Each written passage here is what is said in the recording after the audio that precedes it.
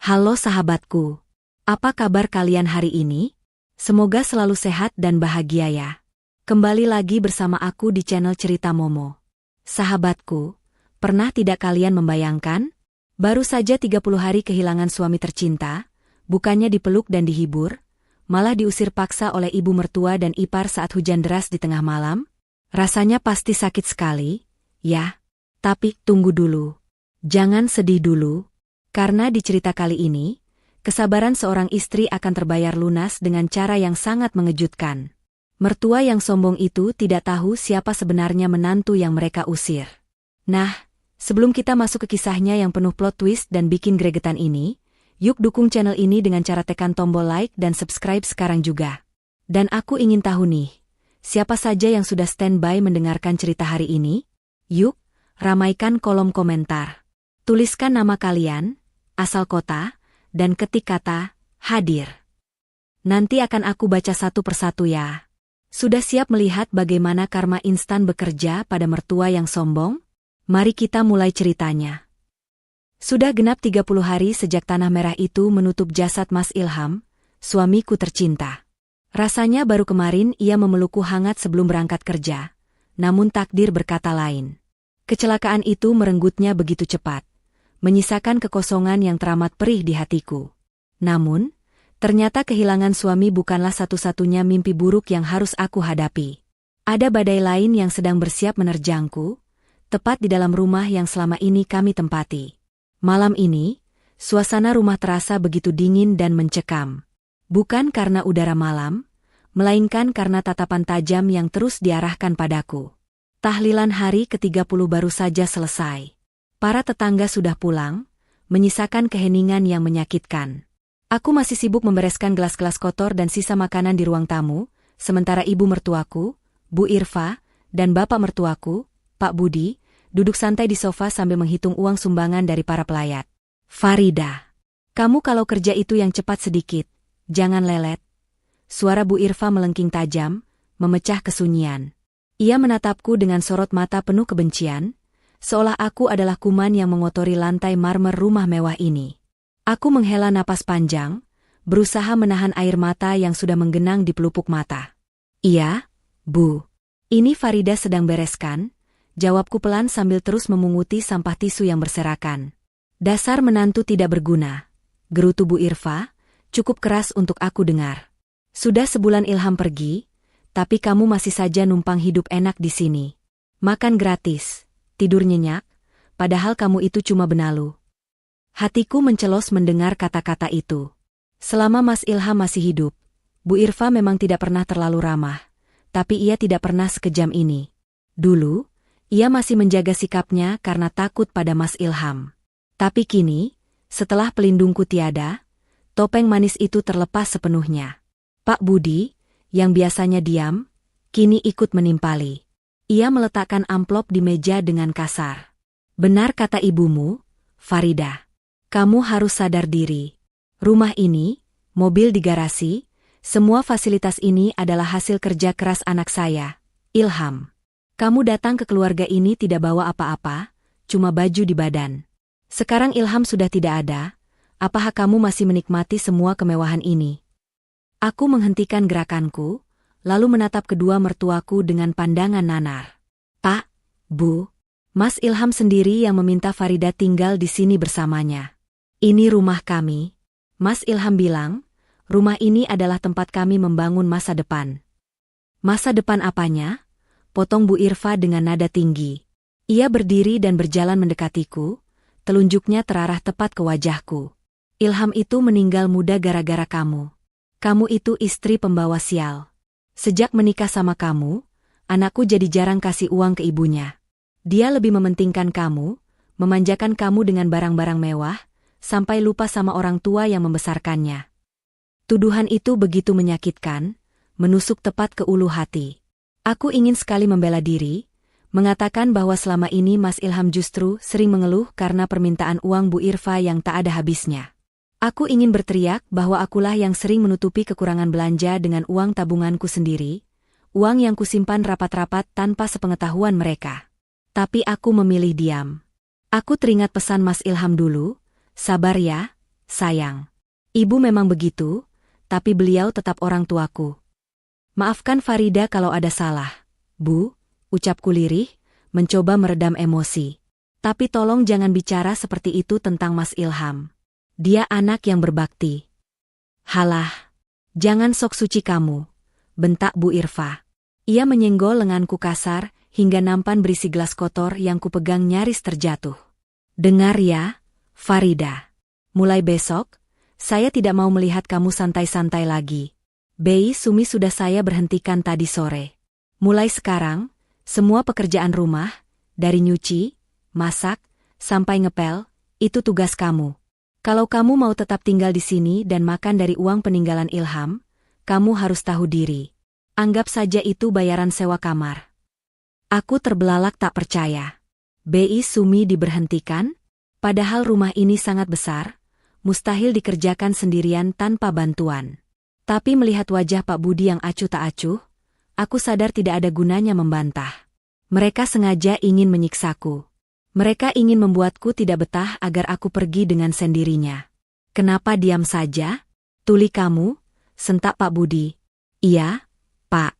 Farida mengerti, jawabku sambil menunduk. Malam itu, aku menyelesaikan semua pekerjaan seorang diri hingga pukul 2 pagi. Tubuhku remuk redam, tapi hatiku jauh lebih sakit. Saat aku masuk ke kamar yang dulu penuh canda tawa bersama Mas Ilham, aku melihat foto pernikahan kami di dinding. Di foto itu, Mas Ilham tersenyum lebar sambil merangkulku. Mas. Bisikku sambil mengusap bingkai foto itu. Ibu dan bapak sudah berubah, Mas. Mereka tidak menginginkan aku di sini. Tapi aku akan bertahan sebentar lagi. Aku ingin menjaga rumah ini seperti janjiku padamu. Aku tidak akan membiarkan mereka menjual kenangan kita. Tanpa aku sadari, di luar kamar, Bu Irfa sedang berbicara serius dengan Pak Budi di ruang tengah. Suara mereka terdengar samar-samar namun tajam. Kapan kita usir dia, Bu? Tanya Pak Budi. Muak bapak lihat mukanya. Lagi pula, ada pembeli yang nanya soal mobil Ilham. Sabar, Pak, jawab Bu Irfa licik. Kita bikin dia tidak betah dulu. Biar dia yang minta pergi sendiri, jadi kita tidak terlihat jahat di mata tetangga. Tapi kalau dia masih keras kepala bertahan, ya terpaksa kita pakai cara kasar. Pokoknya, semua aset Ilham harus jadi milik kita. Enak saja si Farida mau menguasai harta anak kita. Aku memejamkan mata, membiarkan air mata jatuh membasahi bantal. Mereka tidak tahu siapa aku sebenarnya. Mereka tidak tahu bahwa wanita yang mereka sebut, pembawa sial, dan miskin, ini sebenarnya menyimpan rahasia besar yang bisa membalikkan dunia mereka dalam sekejap mata. Tapi untuk saat ini, aku akan bersabar. Biarlah waktu yang menjawab semuanya. Langit malam itu seakan mengerti perasaanku yang kian hari kian mendung. Kilat menyambar-nyambar di kejauhan, disusul suara guntur yang menggelegar, menandakan hujan lebat akan segera turun. Sudah seminggu berlalu sejak malam tahlilan terakhir, dan perlakukan Bu Irfa serta Pak Budi semakin menjadi-jadi. Aku bukan lagi dianggap menantu, bahkan pembantu pun mungkin diperlakukan lebih manusiawi daripada aku saat ini. Tubuhku rasanya remuk. Sejak subuh, Bu Irfa sudah menyuruhku membersihkan seluruh kaca jendela rumah 2 lantai ini, mencuci gorden yang tebal dan berat dengan tangan karena mesin cuci katanya rusak, padahal aku tahu kabelnya hanya dicabut, hingga memasak hidangan makan malam yang rumit. Belum sempat aku meluruskan punggung barang semenit pun, teriakan Bu Irfa dari ruang tengah kembali terdengar. Farida, mana teh manis hangat buat bapak? Kamu ini lelet sekali, mau bikin mertua mati kehausan hah? Aku buru-buru menyeka keringat di dahi dengan punggung tangan. Iya, Bu. Sebentar, airnya baru mendidih, sahutku setengah berteriak dari dapur. Tanganku gemetar saat menuangkan air panas ke dalam cangkir porselen antik kesayangan Bu Irfa. Porselen itu adalah warisan turun-temurun yang katanya sangat mahal, dan Bu Irfa selalu mewanti-wanti agar aku berhati-hati saat memegangnya. Dengan langkah tergesa namun hati-hati, aku membawa nampan berisi 2 cangkir teh itu menuju ruang tengah. Kakiku terasa berat. Mungkin karena aku belum makan seharian. Bu Irfa melarangku makan sebelum semua pekerjaan selesai, dan daftar pekerjaannya seolah tak ada habisnya. Saat aku melintas di dekat sofa, tiba-tiba Pak Budi menjulurkan kakinya. Entah sengaja atau tidak, kakiku tersandung. Keseimbanganku goyah. Awas, pekiku tertahan. Prang. Suara pecahan keramik terdengar begitu nyaring, membelah suara rintik hujan yang mulai turun di luar. Nampan terlepas dari tanganku. Cangkir porselen antik itu menghantam lantai marmer dan hancur berkeping-keping. Teh panas menciprat kemana-mana, sebagian mengenai kaki Bu Irfa. Hening. 1 detik yang terasa seperti 1 abad. Bu Irfa menatap pecahan porselen di lantai dengan mata melotot, lalu beralih menatapku. Wajahnya memerah padam, urat-urat lehernya menegang. Kemarahannya meledak seketika, lebih dahsyat dari guntur di luar sana. Kurang ajar. Kamu sengaja ya? Bu Irfa berdiri dan langsung menampar pipiku dengan keras. Plak. Rasanya panas dan perih. Aku memegangi pipiku yang berdenyut, air mata langsung tumpah tanpa bisa ditahan. Maaf, Bu. Farida tidak sengaja. Tadi kaki Bapak. Alasan?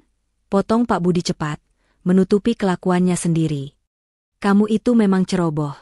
Mata kamu ditaruh di mana? Itu porselen mahal, harganya lebih mahal dari harga diri kamu. Itu porselen kesayangan nenek. Kamu tahu kan betapa berharganya barang itu buat ibu? Kamu memang wanita pembawa sial. Masuk rumah ini cuma bikin rugi, bikin susah, dan sekarang menghancurkan barang-barang kami, teriak Bu Irfa histeris. Ia menjambak rambutku, membuatku memeki kesakitan. Ampun, Bu, sakit. Rintiku. Bu Irfa melepaskan jambakannya dengan kasar, hingga aku terhuyung ke belakang. Napasnya memburu.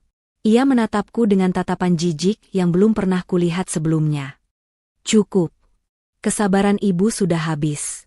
Ibu sudah muak melihat muka memelas kamu setiap hari di sini. Rumah ini terasa panas sejak ada kamu. Bu Irfa menunjuk ke arah pintu depan yang tertutup rapat.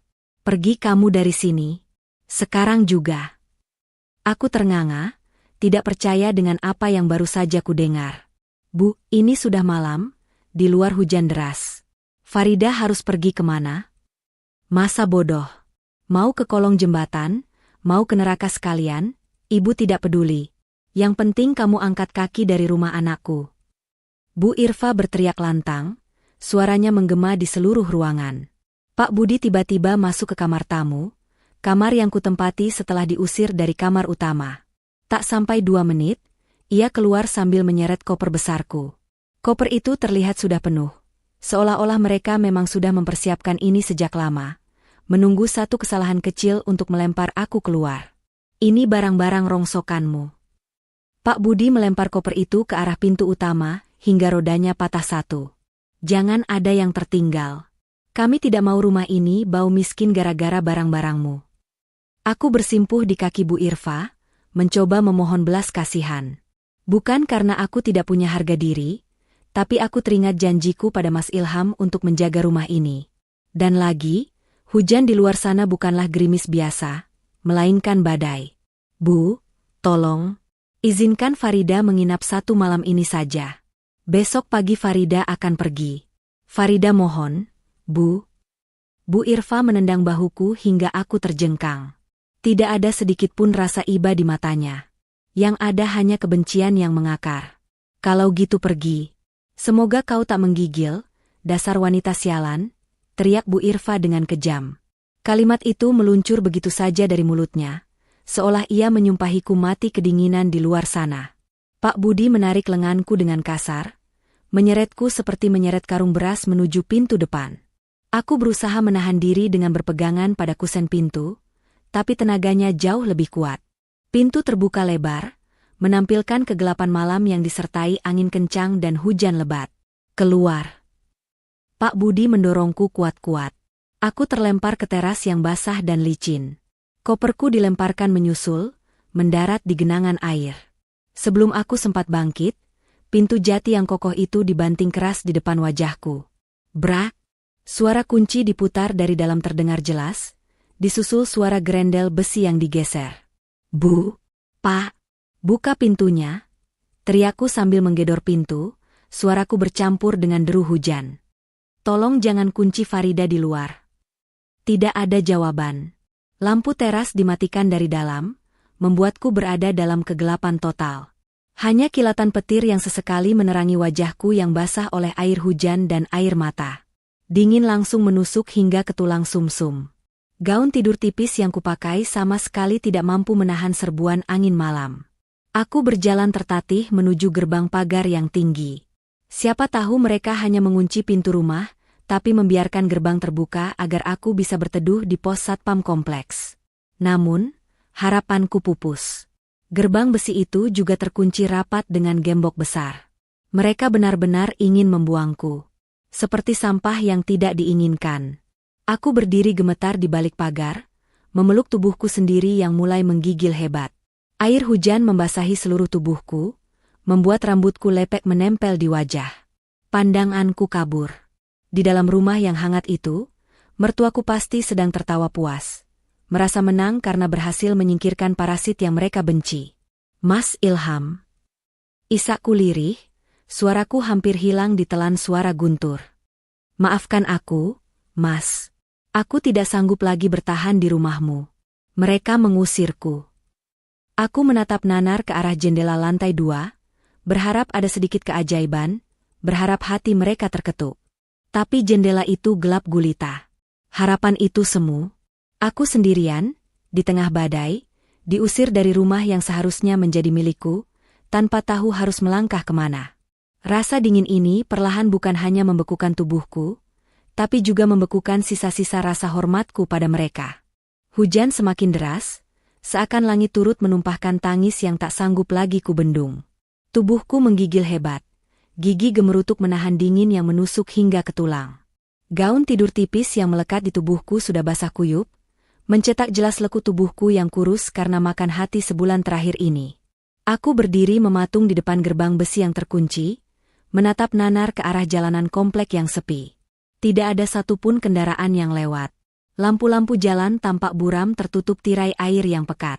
Aku meraba saku bajuku, berharap menemukan ponsel untuk menghubungi seseorang. Siapa saja yang bisa menolongku. Namun, nihil. Ponsel dan dompetku ada di dalam tas tangan yang tertinggal di ruang tengah. Mereka benar-benar melemparku keluar tanpa bekal apapun, kecuali koper baju yang kini tergeletak mengenaskan di genangan lumpur. Keputusasaan mulai merayap naik. Apakah aku harus berjalan kaki menembus badai ini menuju pos satpam yang jaraknya hampir 1 kilometer? Dengan kondisi tubuh yang lemah seperti ini, aku ragu bisa sampai di sana tanpa pingsan di tengah jalan. Rasa pusing mulai menyerang, pandanganku berkunang-kunang. Saat aku hampir pasrah dan berniat duduk meringkuk di aspal yang dingin, telingaku menangkap suara derit pagar besi yang terbuka secara otomatis. Suaranya terdengar jelas di antara gemuruh hujan.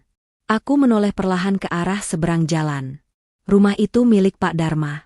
Tetangga depan rumah yang selama ini ku kenal sebagai sosok pendiam dan misterius. Beliau jarang bergaul, hanya sesekali terlihat menyiram tanaman di sore hari, atau membaca koran di teras. Kami hanya saling menyapa sekadarnya. Tidak pernah lebih dari senyuman sopan. Namun malam ini, gerbang rumah Pak Dharma terbuka lebar. Sosok tinggi tegap terlihat keluar dari balik pintu utama, memegang sebuah payung hitam besar. Ia tidak berlari, melainkan berjalan dengan langkah tenang dan mantap menembus hujan, lurus menuju ke arahku. Aku mundur selangkah, sedikit takut. Apa yang akan dia lakukan? Apakah dia akan mengusirku juga karena dianggap mengganggu pemandangan lingkungan elit ini? Atau dia akan memarahiku karena membuat keributan malam-malam? Laki-laki parubaya itu berhenti tepat di hadapanku. Ia mengulurkan payung besarnya, membiarkan tubuhnya sendiri terkena cipratan air demi memayungiku. Wajahnya yang biasanya datar, kini terlihat sorot mata yang berbeda. Bukan tatapan kasihan seperti orang yang melihat pengemis, melainkan tatapan hormat yang bercampur dengan kemarahan tertahan. Nak Farida, suaranya terdengar berat dan berwibawa, mengalahkan suara hujan. Jangan berdiri di sini. Kau bisa sakit. Aku mendongak, menatap wajah Pak Dharma dengan bingung. Bibirku gemetar saking dinginnya. Pak Dharma. Saya diusir. Suaraku tercekat, air mata kembali tumpah bercampur air hujan. Saya tidak tahu harus kemana. Mereka mengunci gerbangnya. Pak Dharma mengangguk pelan, Seolah ia sudah mengetahui segalanya bahkan sebelum aku bercerita. Ia menatap tajam ke arah rumah mertuaku yang gelap gulita di seberang sana. Ada kilatan amarah di matanya saat melihat rumah mewah itu. Saya tahu. Saya melihat semuanya dari CCTV rumah saya, ucap Pak Dharma tenang namun tegas. Mereka memang manusia yang tidak tahu diuntung. Keserakahan telah membutakan mata hati mereka. Ia lalu menatapku kembali, kali ini dengan sorot mata yang menenangkan. Ayo, ikut ke rumah saya. Istri saya sudah menyiapkan handuk dan pakaian kering untukmu. Aku ragu sejenak. Tapi Pak, saya takut merepotkan. Saya tidak bawa apa-apa. Ponsel saya. Pak Dharma memotong ucapanku dengan kalimat yang membuat jantungku seakan berhenti berdetak-detik itu juga. Tidak ada yang merepotkan untuk putri dari Pak Hasto. Mataku membelalak lebar. Tubuhku yang tadinya menggigil karena dingin, kini mematung karena syok. Bagaimana Pak Dharma bisa tahu nama ayahku? Selama menikah dengan Mas Ilham, aku menyembunyikan identitas asliku rapat-rapat.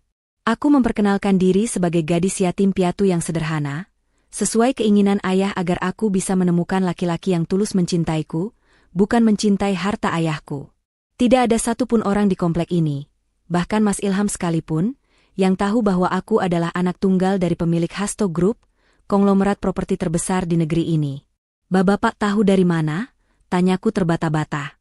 Pak Dharma tersenyum tipis, senyum yang penuh arti. Ia mendekatkan payungnya agar aku semakin terlindungi. Mereka, Pak Dharma menunjuk dagunya ke arah rumah mertuaku yang angkuh itu, tak akan bisa hidup mewah seperti sekarang tanpa bantuan diam-diam dari ayahmu. Mobil yang mereka banggakan, rumah yang mereka tempati, semuanya ada karena namamu. Otakku berputar cepat, mencoba mencerna informasi ini. Jadi selama ini ayah memantauku? Dan Pak Dharma, siapa sebenarnya dia? Menginaplah di sini malam ini, Nak Farida, lanjut Pak Dharma dengan nada yang terdengar seperti sebuah janji pasti. Pulihkan tenagamu. Karena besok pagi, saat matahari terbit, giliran mereka yang akan berlutut padamu memohon ampun. Angin kencang bertiup, tapi anehnya, aku merasakan kehangatan yang menjalar dari kalimat itu. Ada kekuatan baru yang tiba-tiba muncul di dalam dadaku. Rasa sakit hati dan terhina yang tadi mendominasi, kini berganti menjadi rasa penasaran dan secercah harapan. Mari, saya bantu bawa kopernya. Pak Dharma mengambil alih koper basahku dengan satu tangan, sementara tangan lainnya tetap memegang payung melindungiku. Tanpa banyak bicara lagi, aku menurut. Aku melangkah meninggalkan gerbang rumah yang telah membuangku, menyeberang jalan menuju rumah Pak Dharma. Saat aku menoleh sekilas ke belakang, menatap rumah mertuaku untuk terakhir kalinya malam ini, kata-kata Pak Dharma terngiang-ngiang di kepalaku. Besok mereka yang akan berlutut padamu. Aku tidak tahu apa yang direncanakan Pak Dharma atau ayahku, tapi satu hal yang pasti, malam ini adalah malam terakhir aku menangis karena mereka. Besok, permainan akan berubah. Suasana di dalam rumah Pak Dharma begitu kontras dengan neraka yang baru saja kutinggalkan di seberang jalan. Kehangatan langsung menyergap kulitku begitu pintu tertutup, menghalau dingin yang sempat membekukan tulang. Istri Pak Dharma, Bu Ratih, tergopoh-gopoh datang membawa handuk tebal dan segelas teh jahe hangat. Wajah keibuannya penuh kekhawatiran. Tanpa banyak bertanya beliau langsung menyelimuti bahuku yang gemetar. Ya Allah, Nak Farida, basah kuyup begini. Minum dulu, Nak, biar hangat badannya, ucap Bu Ratih lembut, menuntunku duduk di sofa empuk ruang tamu yang bernuansa klasik. Aku duduk dengan kaku, masih merasa seperti mimpi. Kedua tanganku menggenggam gelas teh panas itu erat-erat, mencoba menyalurkan panasnya ke telapak tanganku yang pucat. Sementara itu, Pak Dharma masuk setelah meletakkan payung dan koperku di sudut ruangan. Ia tidak langsung duduk, melainkan berdiri tegak di hadapanku dengan sikap hormat yang membuatku merasa canggung. Bapak. Suaraku parau, masih mencoba mencerna kejadian di gerbang tadi. Bapak bilang, Bapak kenal ayah saya? Siapa Bapak sebenarnya? Pak Dharma tersenyum tipis, lalu menundukkan kepalanya sedikit. Perkenalkan diri saya dengan benar, Non Farida. Nama lengkap saya Darmawan Santoso. Saya adalah mantan kepala divisi legal di Hasto Group, perusahaan milik ayah Anda, Pak Hasto. Gelas di tanganku nyaris terlepas. Kepala Divisi Legal? Itu posisi yang sangat tinggi. Aku ingat ayah pernah menyebut nama Pak Darmawan dulu. Orang kepercayaannya yang sangat setia, yang mengurus semua aset dan hukum perusahaan. Tapi aku tidak pernah menyangka bahwa Pak Darmawan adalah tetangga depan rumahku yang selama ini kulihat hanya memakai kaos oblong dan menyiram tanaman.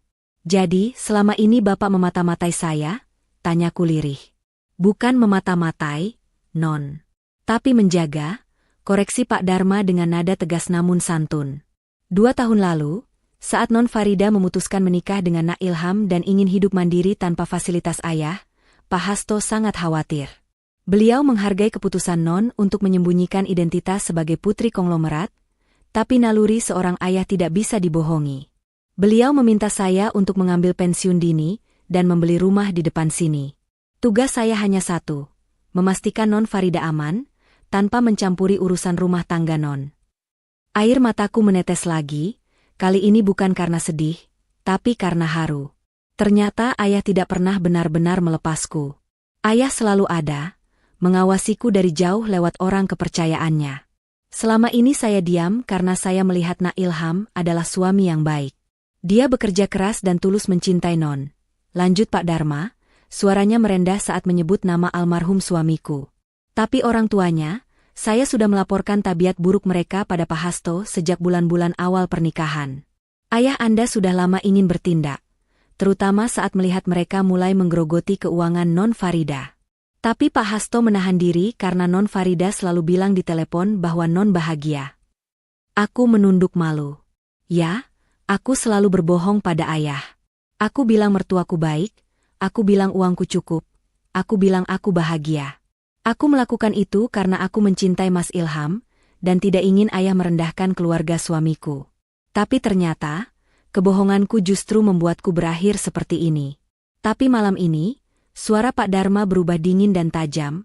Mereka sudah melanggar batas toleransi Pak Hasto.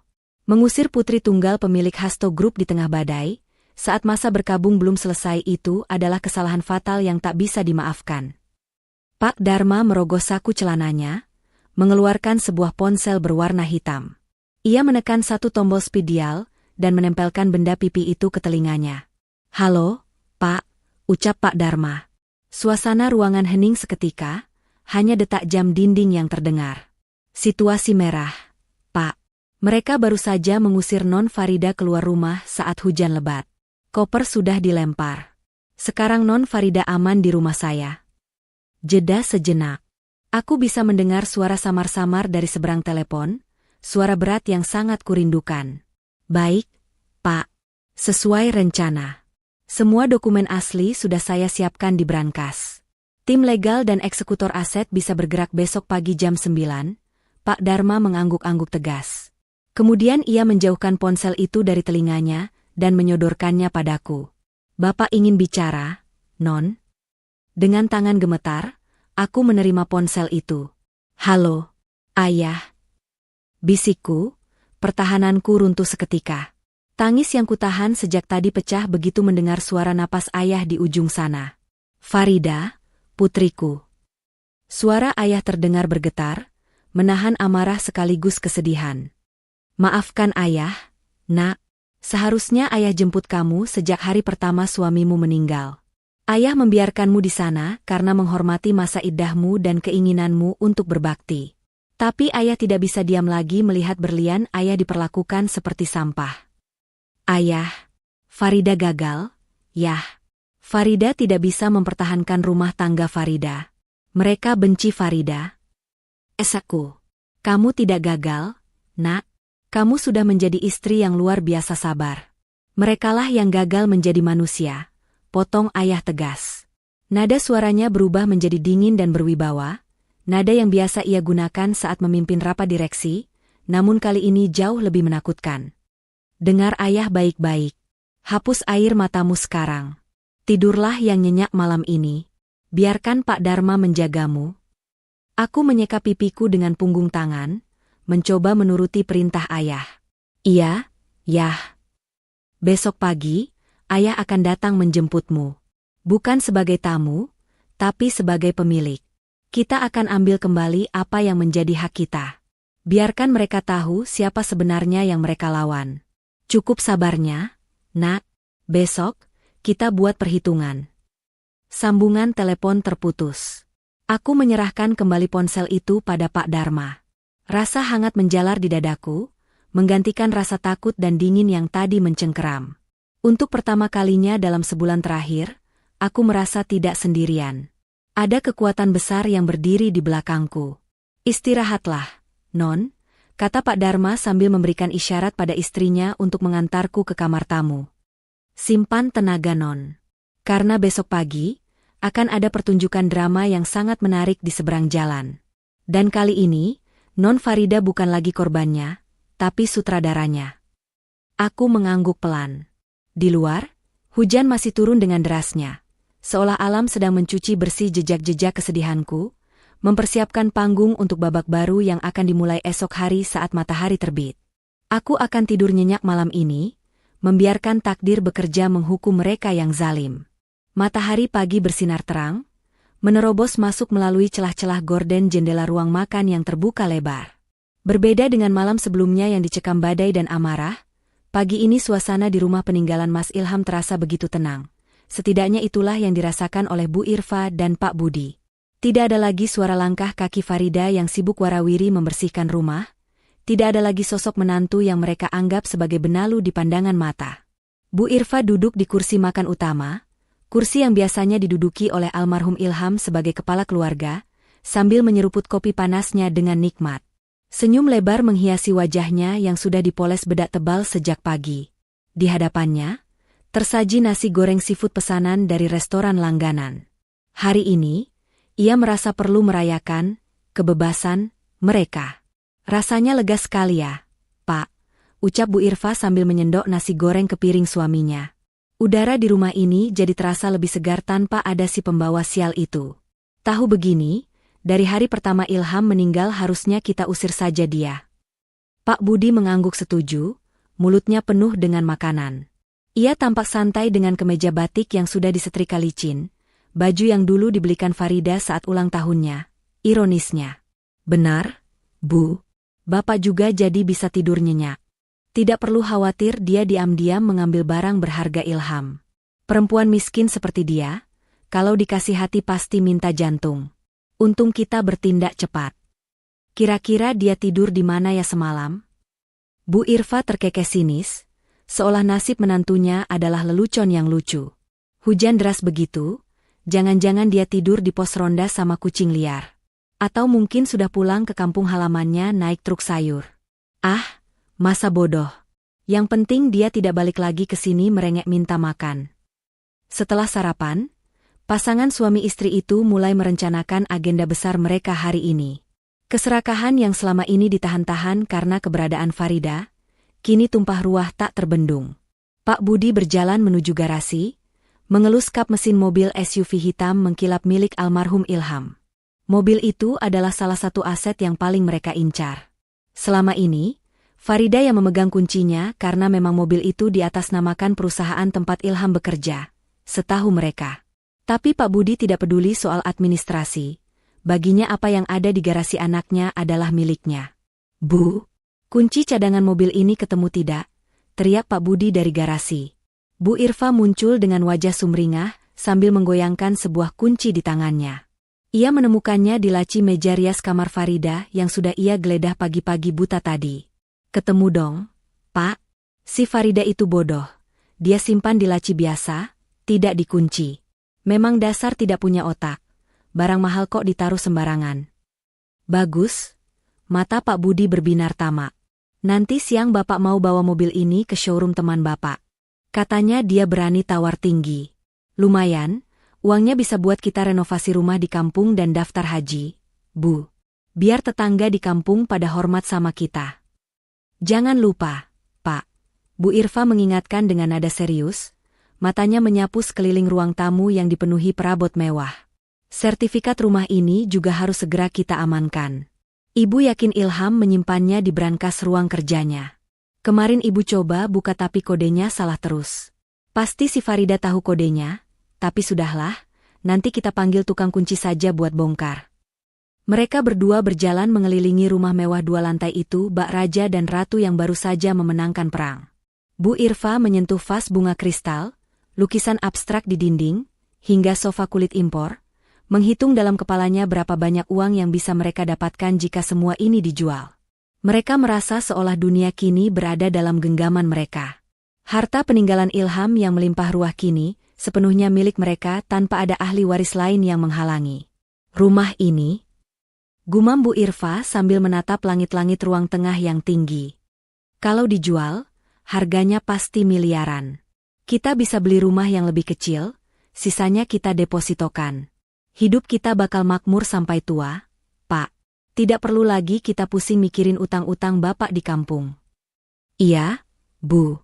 Akhirnya doa kita terkabul, sahut Pak Budi tanpa rasa bersalah sedikitpun. Baginya, kematian anaknya dan pengusiran menantunya adalah jalan Tuhan untuk mengangkat derajat ekonomi mereka. Sungguh pemikiran yang sesat. Saat mereka sedang asyik berhayal tentang tumpukan uang, Bu Irfa melirik jam dinding besar yang berdentang. Pukul 9 tepat. Pak, katanya teman Bapak yang mau lihat mobil datang jam berapa? Tanya Bu Irfa. Harusnya sebentar lagi. Dia bilang mau bawa orang buat naksir harga. Jawab Pak Budi sambil merapikan kerah bajunya, ingin terlihat berwibawa di depan calon pembeli. Tepat saat itu, terdengar suara deru mesin mobil dari depan rumah. Bukan hanya satu, tapi terdengar seperti iring-iringan beberapa mobil. Bu Irfa dan Pak Budi saling pandang dengan senyum lebar. Wah, cepat sekali datangnya. Pasti mereka bawa uang tunai, Bu, seru Pak Budi antusias. Ayo kita sambut. Kita harus pasang harga tinggi, jangan mau ditawar murah. Bilang saja ini mobil kesayangan direktur, jarang dipakai. Dengan langkah ringan dan hati berbunga-bunga, pasangan suami istri itu berjalan menuju pintu utama. Mereka membuka pintu lebar-lebar, siap menyambut rezeki yang mereka nantikan. Mereka sudah membayangkan tumpukan uang merah di atas meja tamu. Namun, saat mereka melangkah ke teras, senyum di wajah mereka sedikit memudar, berganti dengan kerutan bingung di dahi. Di depan pagar rumah, berjejer 3 mobil sedan hitam mengkilap yang terlihat sangat mewah, jauh lebih mewah dari mobil showroom biasa. Plat nomornya pun cantik, menandakan pemiliknya bukan orang sembarangan. Pak, itu teman Bapak, bisik Bu Irfa, mendadak merasa sedikit kerdil melihat kemewahan mobil-mobil itu. Bukan teman Bapak pakainya mobil bak terbuka biasanya, jawab Pak Budi ragu. Mungkin ini pembeli VIP? Wah, kalau orang kaya begini yang beli, kita bisa minta harga 2 kali lipat, Bu. Keserakahan kembali menutupi logika mereka. Bu Irfa langsung membusungkan dada, memasang wajah manis yang dibuat-buat. Ia merapikan rambutnya, bersiap menyambut tamu agung yang ia kira akan memberinya kekayaan instan. Ia sama sekali tidak menyadari bahwa mobil-mobil hitam itu bukanlah pembawa uang, melainkan pembawa petaka yang akan meruntuhkan kesombongan mereka dalam hitungan menit. Pintu mobil paling depan terbuka. Seorang pria tegap berjas hitam turun, lalu dengan sigap membukakan pintu belakang. Siap-siap, Pak. Senyum yang lebar, desis Bu Irfa pada suaminya. Mereka menunggu sosok pembeli itu keluar, tanpa tahu bahwa detik-detik kehancuran mereka sudah dimulai. Di seberang jalan, di balik jendela rumah Pak Dharma, sepasang mata sedang menatap mereka dengan tajam, menunggu saat yang tepat untuk membalikkan keadaan.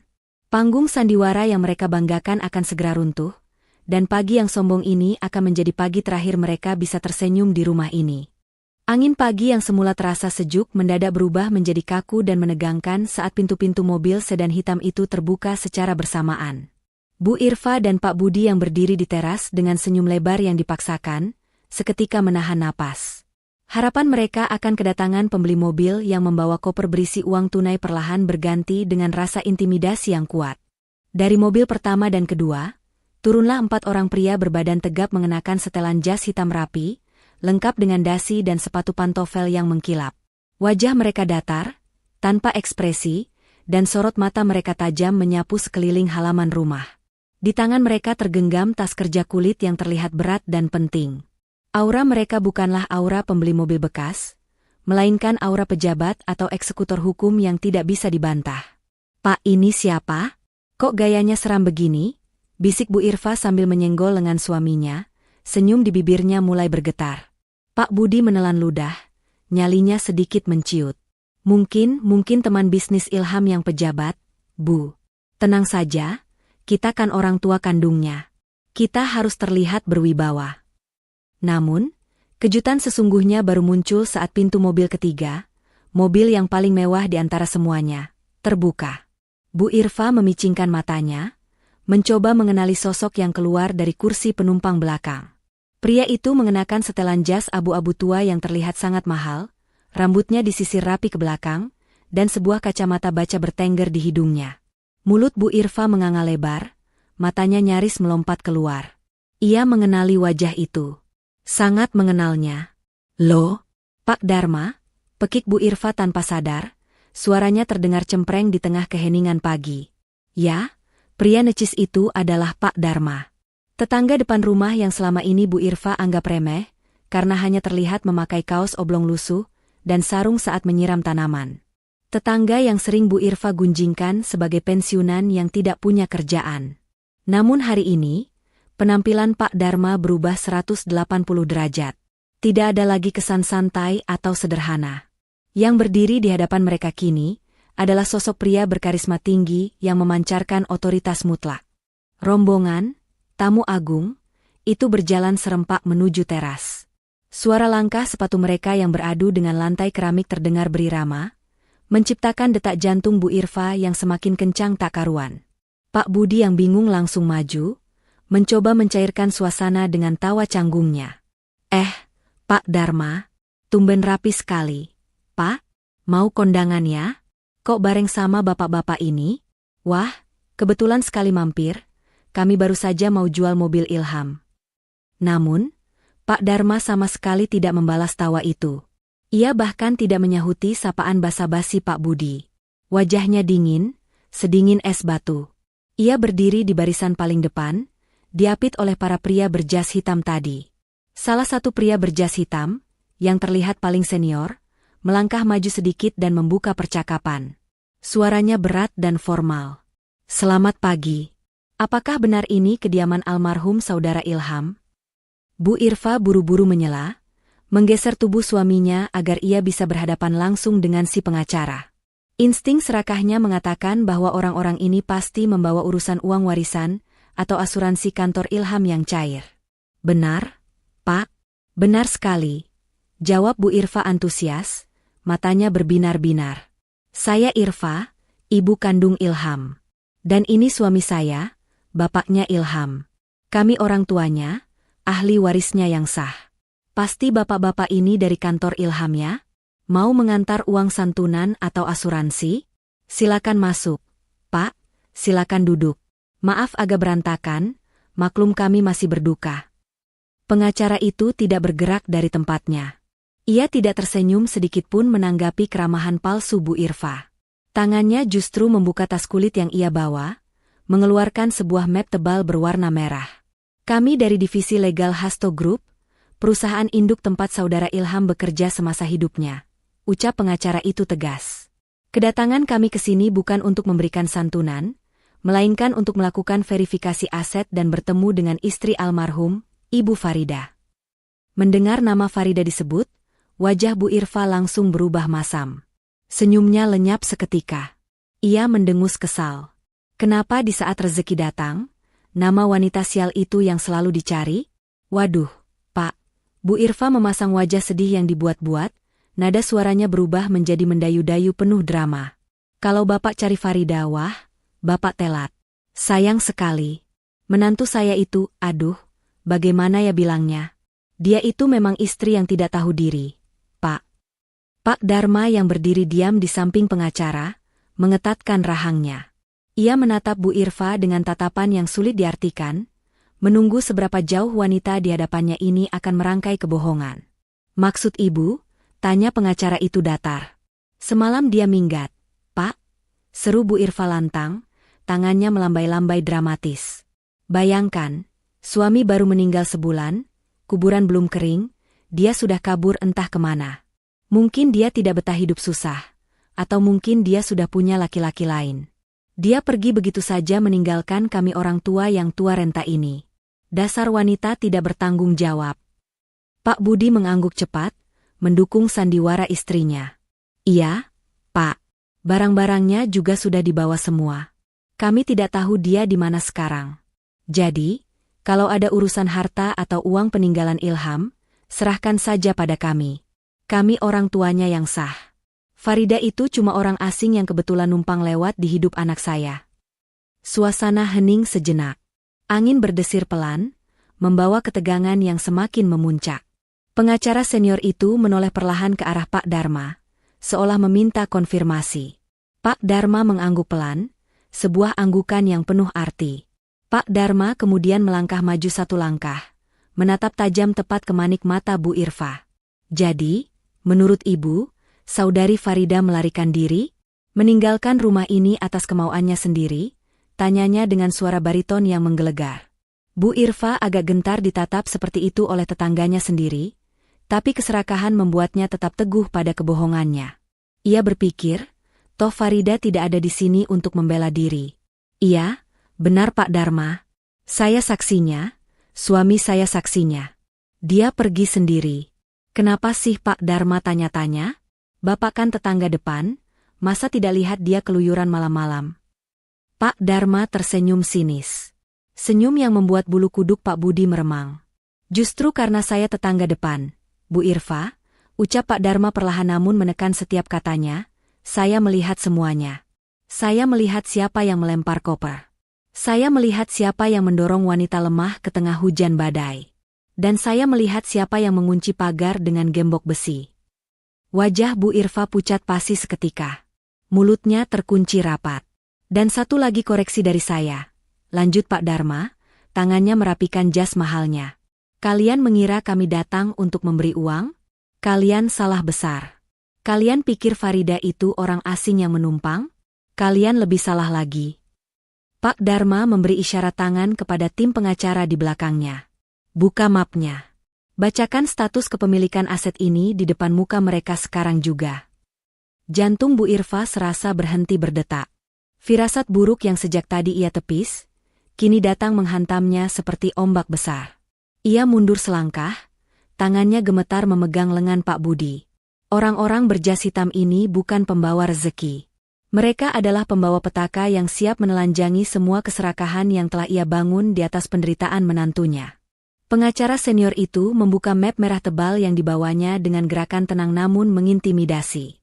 Suara kertas yang dibalik terdengar begitu nyaring di tengah keheningan teras yang mencekam. Bu Irfa dan Pak Budi berdiri mematung, keringat dingin mulai bercucuran di pelipis mereka.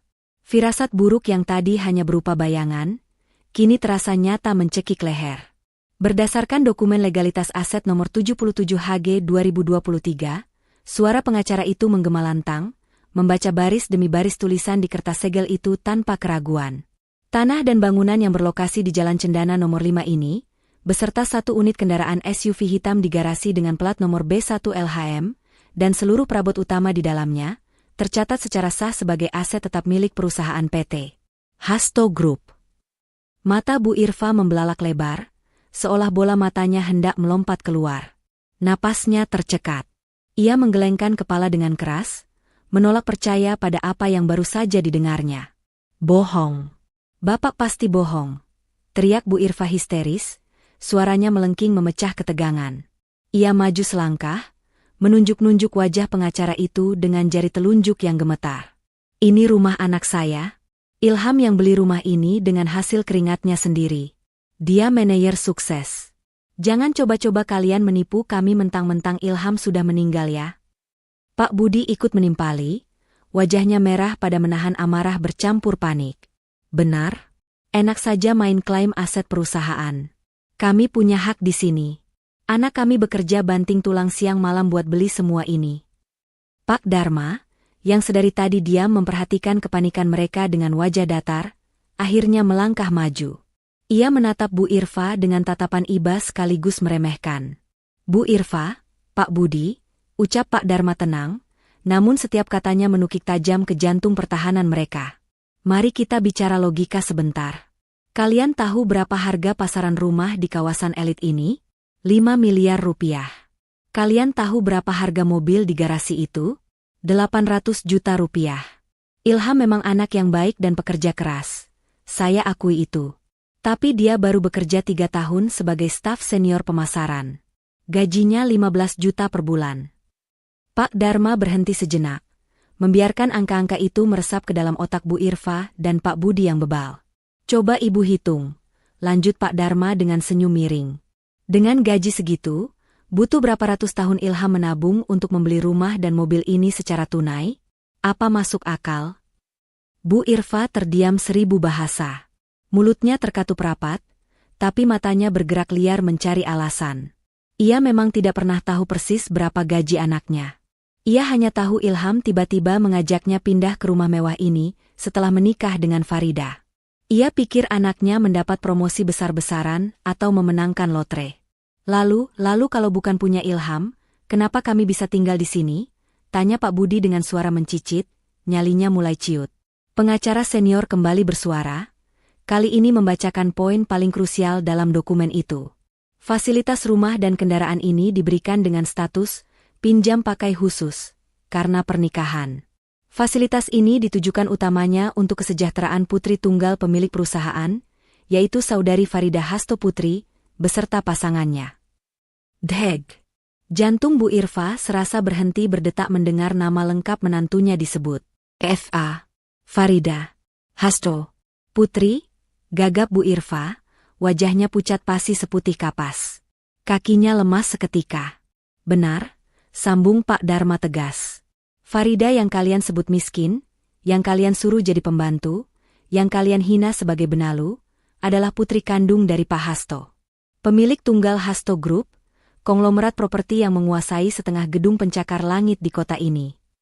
Pak Budi langsung terduduk lemas di kursi teras. Lututnya tak lagi sanggup menopang berat badannya.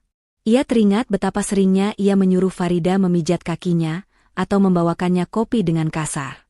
Ia teringat bagaimana ia melempar koper Farida ke lumpur semalam. Ternyata, wanita yang ia perlakukan seperti sampah itu adalah anak dari orang yang paling berkuasa di perusahaan tempat anaknya bekerja. Jadi semua ini punya bapaknya Farida? Desis Bu Irfa, suaranya nyaris tak terdengar. Tepat sekali, jawab Pak Dharma. Ilham bisa menikmati kemewahan ini hanya karena dia suami Farida. Fasilitas ini melekat pada Farida, bukan pada Ilham. Dan karena Ilham sudah meninggal, statusnya kembali mutlak pada Farida. Tanpa membuang waktu lagi, Pak Dharma memberi isyarat kepada tim pengacara di belakangnya. Lakukan tugas kalian. Inventarisir semua barang milik perusahaan. Jangan sampai ada satu sendok pun yang hilang. 2 orang pria berjas hitam langsung bergerak cepat. Mereka mengeluarkan gulungan stiker berwarna merah bertuliskan, aset dalam pengawasan. Mereka mulai menempelkan stiker itu di pintu depan, di jendela, bahkan di vas bunga besar yang ada di teras. Salah satu dari mereka berjalan menuju Pak Budi yang masih memegang kunci mobil SUV di tangannya. Maaf, Pak. Saya minta kuncinya, ucap pria itu datar sambil menengadahkan tangan. Pak Budi memegang kunci itu erat-erat, seolah itu adalah nyawanya. Ia menatap Bu Irfa dengan pandangan memohon, berharap istrinya punya ide untuk melawan. Tapi Bu Irfa sendiri sudah membeku dalam ketakutan.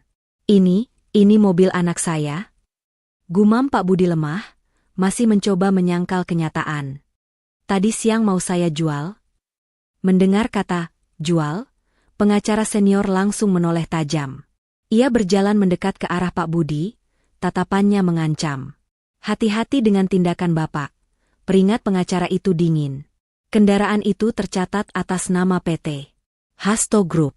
Jika Bapak mencoba menjual, menggadaikan, atau memindahtangankan aset perusahaan tanpa izin tertulis dari pemilik sah, itu masuk pasal penggelapan aset korporasi. Ancamannya pidana penjara maksimal 4 tahun. Mendengar kata penjara, tangan Pak Budi langsung gemetar hebat. Kunci mobil yang digenggamnya terlepas dan jatuh berdenting di lantai keramik. Suara denting kunci itu terdengar seperti lonceng kematian bagi keserakahan mereka. Kami tidak tahu, Pak. Sumpah kami tidak tahu. Bu Irfa mendadak histeris, rasa takut akan penjara mengalahkan rasa malunya. Ia menjatuhkan diri berlutut di depan Pak Dharma, melupakan harga dirinya yang setinggi langit tadi pagi. Pak Dharma, tolong kami, Pak. Kami tetangga Bapak, jangan laporkan kami ke polisi.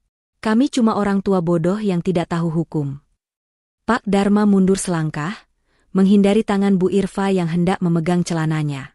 Ia menatap wanita yang bersimpuh di kakinya itu dengan tatapan dingin. Sekarang ibu bilang tidak tahu, sindir Pak Dharma tajam. Semalam, saat ibu mengusir Farida di tengah hujan, apa ibu peduli dia tahu atau tidak mau tidur di mana? Saat ibu bilang, semoga kau tak menggigil, apa ibu memikirkan kemanusiaan? Bu Irfa menangis meraung-raung, air matanya melunturkan bedak tebal di wajahnya, membuatnya terlihat berantakan dan menyedihkan. Saya hilaf, Pak. Saya emosi. Saya janji akan minta maaf sama Farida. Tolong panggilkan Farida, Pak. Biar saya bicara sama menantu kesayangan saya itu. Pak Dharma mendengus kasar. Menantu kesayangan? Jangan bikin saya mual, Bu. Simpan air mata buaya ibu. Farida sedang dalam perjalanan ke sini bersama ayahnya. Siapkan mental kalian, karena Pak Hasto tidak sesabar putrinya. Bu Irfa dan Pak Budi saling berpelukan di lantai teras. Tubuh mereka gemetar hebat. Di sekeliling mereka, stiker-stiker merah mulai tertempel di mana-mana. Rumah mewah yang tadinya mereka anggap istana pribadi, kini berubah menjadi penjara terbuka. Mereka terjebak di dalam keserakahan mereka sendiri, menunggu kedatangan hakim, sesungguhnya yang akan menjatuhkan vonis terakhir. Pagi yang cerah itu kini terasa lebih gelap daripada malam badai kemarin.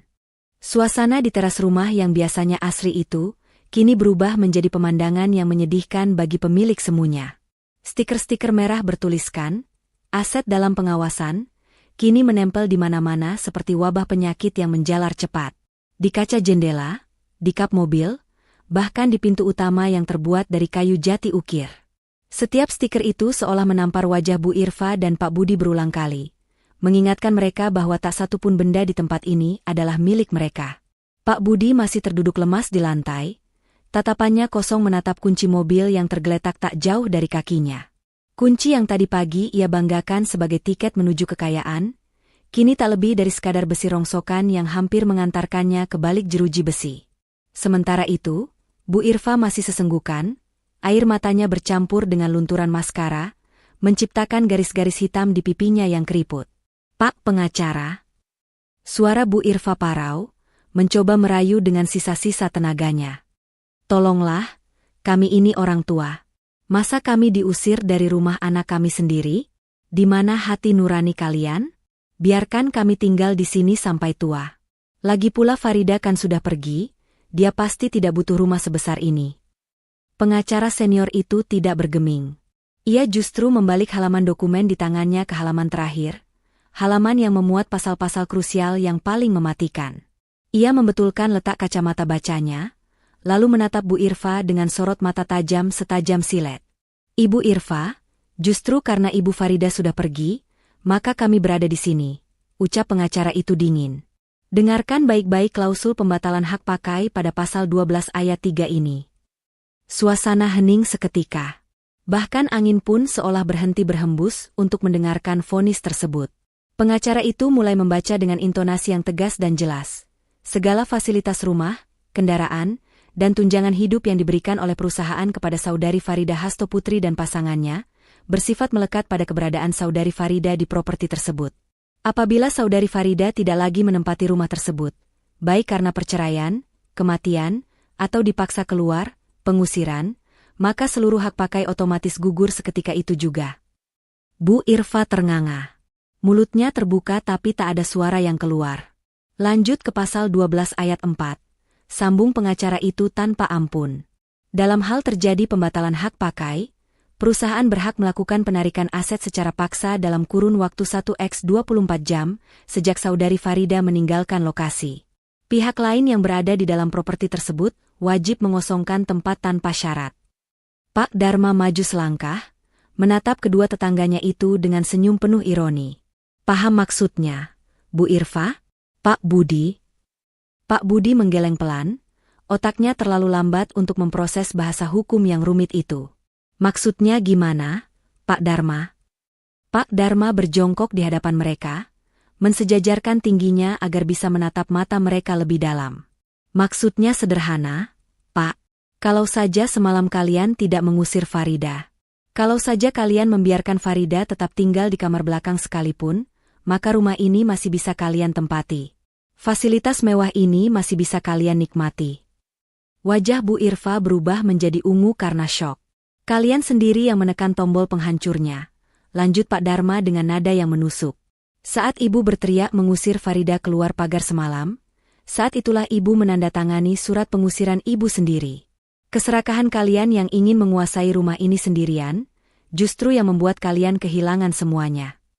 Bu Irfa menjerit tertahan, tangannya menjambak rambutnya sendiri. Penyesalan yang teramat sangat menghantam dadanya. Jadi, selama ini ia tidur di atas tambang emas. Tapi ia justru membuang sang pemilik tambang karena mengira itu hanya batu kerikil? Betapa bodohnya. Betapa tolonya. Tidak. Tidak mungkin. Bu Irfa meracau. Kalau begitu suruh Farida pulang. Cepat telepon dia. Bilang sama dia ibu minta maaf. Bilang sama dia kamarnya sudah ibu bersihkan. Dia harus balik ke sini biar kita tidak diusir. Pengacara itu menutup map merahnya dengan suara buk yang keras. Terlambat, Bu. Laporan pengusiran sudah masuk ke sistem pusat tadi malam. Status aset sudah dibekukan. Keputusan Pak Hasto sudah bulat. Pengacara itu melirik jam tangan mahalnya. Kalian punya waktu 1 jam untuk mengemasi barang-barang pribadi kalian. Ingat, hanya barang pribadi. Baju, celana, dan perlengkapan mandi. Jangan coba-coba membawa televisi, hiasan dinding, atau perabotan apapun. Kami punya daftar inventaris lengkap. 1 barang hilang, polisi di depan pagar siap masuk. 1 jam, pekik Pak Budi. Mana sempat? Pak, barang kami banyak. Lemari kami penuh. Itu bukan urusan saya, jawab pengacara itu datar. Waktu berjalan mulai sekarang. Kepanikan melanda pasangan suami istri itu. Mereka berlarian masuk ke dalam rumah seperti ayam tanpa kepala. Bu Irfa menyambar tas-tas kresek hitam dari dapur, berlari ke kamarnya, dan mulai melempar baju-bajunya sembarangan ke dalam kantong plastik. Tidak ada lagi koper rapi, tidak ada lagi lipatan baju yang halus. Semuanya dilakukan dengan kasar dan terburu-buru. Budi, cepat ambil baju-baju yang bagus saja. Jangan bawa yang jelek, teriak Bu Irfa dari lantai 2. Baju bapak banyak. Bu, bingung pilih yang mana? Balas Pak Budi panik dari kamar sebelah. Ambil uang simpanan di bawah kasur. Jangan sampai lupa. Di tengah kekacauan itu, Pak Dharma berdiri tenang di ruang tengah, mengawasi setiap gerak-gerik mereka. Ia memastikan tidak ada barang berharga milik Farida atau perusahaan yang diselundupkan. Rasanya miris melihat 2 orang tua yang kemarin sore masih bersikap bak raja, kini pontang-panting membungkus harta benda mereka yang tak seberapa ke dalam kantong sampah. Belum genap 30 menit mereka berkemas, terdengar suara klakson mobil yang sangat khas dari arah depan. Suaranya berat dan elegan, bukan suara klakson mobil biasa. Pak Dharma menoleh ke arah pintu depan. Senyum tipis mengembang di bibirnya. Sudah datang rupanya. Ia berjalan keluar menuju teras. Di depan pagar, sebuah mobil Rolls-Royce Phantom berwarna putih mutiara berhenti dengan anggun. Kemewahan mobil itu membuat mobil-mobil pengacara tadi terlihat seperti mainan. Tetangga-tetangga yang sedari tadi mengintip dari balik pagar rumah masing-masing mulai keluar, berbisik-bisik kagum sekaligus penasaran. Mereka belum pernah melihat mobil semewah itu masuk ke komplek perumahan ini. Sopir berseragam lengkap turun dan membukakan pintu penumpang belakang dengan gerakan hormat. Kaki jenjang yang mengenakan sepatu hak tinggi turun, diikuti sosok wanita anggun yang mengenakan gaun terusan berwarna navy elegan dan kacamata hitam. Rambutnya yang panjang tergerai indah, tertiup angin pagi. Itu Farida. Namun, itu bukan Farida yang dikenal Bu Irfa sebagai menantu kucel yang selalu memakai daster dan bau bawang. Farida yang berdiri di sana memancarkan aura kelas atas yang menyilaukan mata. Di sampingnya, turun seorang pria parubaya berwibawa dengan setelan jas mahal, memegang tongkat jalan berukir emas. Pak Hasto. Bu Irfa yang baru saja turun tangga sambil menyeret kantong plastik hitam yang jebol, terpaku melihat pemandangan itu dari pintu yang terbuka. Tas kresek di tangannya terlepas, menumpahkan isinya, baju-baju dalam dan kaos oblong-bolong, ke lantai marmer yang mengkilap. Pemandangan di depannya adalah mimpi buruk sekaligus tamparan ternyata. Menantu yang semalam ia sebut, wanita sialan, dan ia usir ke tengah badai, kini kembali dengan mahkota tak kasat mata di kepalanya, diapit oleh kekuasaan yang tak pernah bisa Bu Irfa bayangkan. Farida melangkah turun dari mobil mewah itu dengan anggun, seolah tanah yang dipijaknya bukanlah tanah yang sama tempat ia diseret dan dibuang semalam. Kacamata hitam yang menutupi wajahnya ia lepas perlahan, memperlihatkan sepasang mata yang bening namun tajam, jauh berbeda dengan mata sayu yang biasanya sembab karena tangisan. Di sampingnya, Pak Hasto berdiri tegak layaknya benteng yang tak tertembus, memancarkan aura kekuasaan yang membuat siapapun di dekatnya merasa segan. Bu Irfa, yang masih mematung di ambang pintu dengan baju-baju bekas berserakan di kakinya, merasakan darahnya berdesir hebat. Otaknya yang licik berputar cepat. Rasa malu dan takut yang tadi melingkupi, mendadak tergeser oleh insting oportunisnya. Ia melihat peluang. Farida kembali. Itu artinya, akses ke kekayaan ini kembali terbuka. Ia tidak peduli betapa hinanya ia terlihat sekarang, yang penting ia harus merangkul kunci brankas itu kembali. Tanpa mempedulikan tatapan jijik para pengacara dan tetangga yang mulai berkerumun, Bu Irfa berlari menuruni anak tangga teras. Ia melompati tumpukan kantong plastik hitam miliknya sendiri, merentangkan kedua tangannya lebar-lebar, memasang wajah paling memelas yang bisa ia buat. "Farida, anakku sayang," teriak Bu Irfa dengan suara bergetar yang dibuat-buat. "Ya Allah, Nak, akhirnya kamu pulang juga. Ibu khawatir sekali sama kamu, Nak. Semalam ibu tidak bisa tidur memikirkan kamu." Bu Irfa mencoba menerobos barisan pengawal untuk memeluk Farida, namun langkahnya terhenti kasar. Seorang pengawal berbadan tegap merentangkan tangan, menghalangi tubuh Bu Irfa agar tidak bisa menyentuh ujung pakaian Farida sedikitpun. "Minggir, saya ibunya. Saya mau memeluk menantu saya," jerit Bu Irfa histeris, mencoba menepis tangan pengawal itu. Farida mengangkat tangan kanannya sedikit, memberi isyarat agar pengawal itu tenang. Ia menatap mertuanya, atau lebih tepatnya, mantan mertuanya, dengan tatapan dingin yang menusuk. Tidak ada lagi Farida yang menunduk takut. Tidak ada lagi Farida yang gemetar saat dibentak. "Ibu khawatir?" tanya Farida pelan, namun suaranya terdengar jelas di tengah keheningan pagi. Nada bicaranya datar, tanpa emosi, namun syarat dengan sindiran. "Bukannya semalam ibu yang bilang, semoga kau tak menggigil?" Sepertinya doa ibu tidak terkabul. Saya tidur sangat nyenyak di kasur empuk, sementara ibu yang sekarang terlihat berantakan. Wajah Bu Irfa memerah pada menahan malu, tapi ia memaksakan tawa canggung. "Ah, itu kan ibu cuma emosi sesaat, Farida. Biasalah, orang tua kalau lagi pusing suka bicara ngawur." "Ibu khilaf, Nak. Ibu tidak sungguh-sungguh mengusirmu. Ibu cuma ingin memberi pelajaran sedikit biar kamu lebih mandiri. Hati ibu sebenarnya sakit sekali melihat kamu pergi." "Benar, Farida." Pak Budi yang baru menyusul keluar, ikut menimpali dengan wajah memelas. Ia berdiri di samping istrinya, mencoba terlihat menyedihkan. "Bapak sama ibu itu sayang sekali sama kamu. Kami merawatmu seperti anak sendiri. Jangan dengarkan omongan tetangga atau pengacara ini. Mereka cuma mau mengadu domba kita. Ayo masuk, Nak. Kita bicara baik-baik di dalam sebagai keluarga." Farida tertawa kecil. Tawa yang terdengar miris. "Keluarga? Kalian menyebut diri kalian keluarga?" Farida melangkah maju satu langkah, membuat Bu Irfa dan Pak Budi refleks mundur karena terintimidasi. Keluarga mana yang menjadikan menantunya pembantu gratisan di saat masih berduka? Keluarga mana yang menuduh menantunya pembawa sial hanya karena tidak bisa memberi uang bulanan? Dan keluarga mana yang melempar koper menantunya ke kubangan lumpur di tengah badai? Cecar Farida. Setiap pertanyaannya seperti tamparan keras yang mendarat di wajah mereka. Itu salah paham." Cicit Pak Budi, kehabisan kata-kata. "Tidak ada yang salah paham," potong Farida tegas. "Semuanya sangat jelas. Kalian tidak pernah menganggap saya keluarga. Bagi kalian, saya hanya benalu yang menumpang hidup pada Ilham. Kalian pikir rumah ini, mobil ini, kemewahan ini, semuanya milik Ilham. Kalian pikir dengan membuang saya, kalian bisa menguasai semuanya. Farida menoleh ke arah ayahnya, Pak Hasto, yang sedari tadi dia memperhatikan dengan tatapan bangga pada putrinya. Farida kembali menatap Bu Irfa. Perkenalkan, Bu. Ini ayah saya.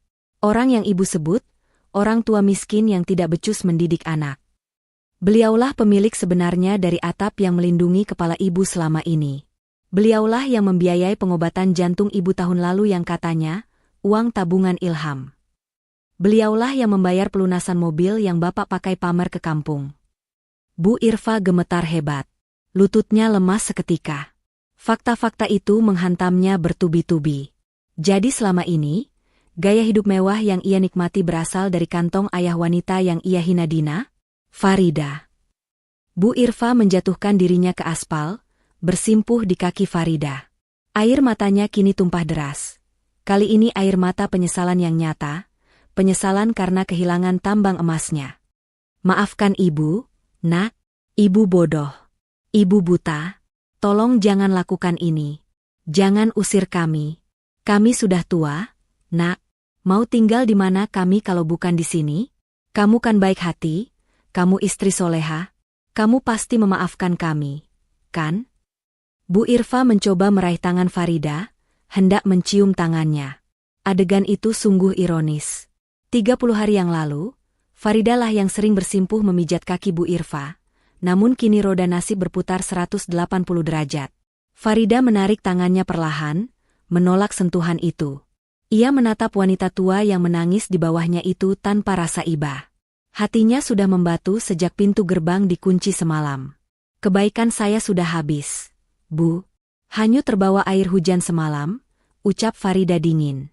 Saya tidak mengusir kalian. Saya hanya mengambil kembali apa yang dipinjamkan ayah saya pada suami saya. Karena Ilham sudah tiada, dan kalian membuang istrinya, maka pinjaman selesai. Tapi kami orang tua Ilham. Kami punya hak, teriak Pak Budi frustrasi. Hak kalian hanya sebatas sebagai orang tua kandung, bukan pemilik aset. Sela Pak Hasto tiba-tiba. Suaranya berat dan menggelegar, membuat Pak Budi langsung kicep. Saya meminjamkan rumah ini untuk putri saya dan suaminya. Bukan untuk panti jompo bagi mertua yang tidak tahu diri. Cukup kalian menghina putri saya selama sebulan ini. Detik ini juga, hubungan kita selesai. Pak Hasto memberi kode pada Pak Dharma. Eksekusi sekarang. Farida membalikkan badannya, enggan melihat wajah-wajah memelas yang penuh kepalsuan itu lagi. Ia berjalan kembali menuju pintu mobil Rolls-Royce yang terbuka. Tunggu. Farida. Jangan pergi. Jerit Bu Irfa panik, mencoba bangkit mengejar, tapi 2 orang petugas keamanan langsung menahannya. Farida. Ibu janji akan berubah. Ibu akan jadi mertua yang baik. Farida Farida berhenti sejenak sebelum masuk ke dalam mobil. Ia menoleh sedikit, memberikan kalimat terakhirnya. 1 jam kalian sudah habis. Nikmatilah hidup baru kalian dengan hasil kerja keras kalian sendiri, seperti yang selalu kalian banggakan. Farida masuk ke dalam mobil, menutup pintu yang kedap suara itu, memutus teriakan histeris Bu Irfa yang memanggil-manggil namanya. Di balik kaca jendela yang gelap, Farida menghela napas panjang. Beban berat di pundaknya akhirnya terangkat. Ia tidak merasa sedih, ia merasa bebas. Sementara di luar sana, drama sesungguhnya baru saja mencapai puncaknya. Mertuanya kini harus menghadapi kenyataan pahit. Diusir dari surga yang bukan milik mereka, menuju neraka yang mereka ciptakan sendiri.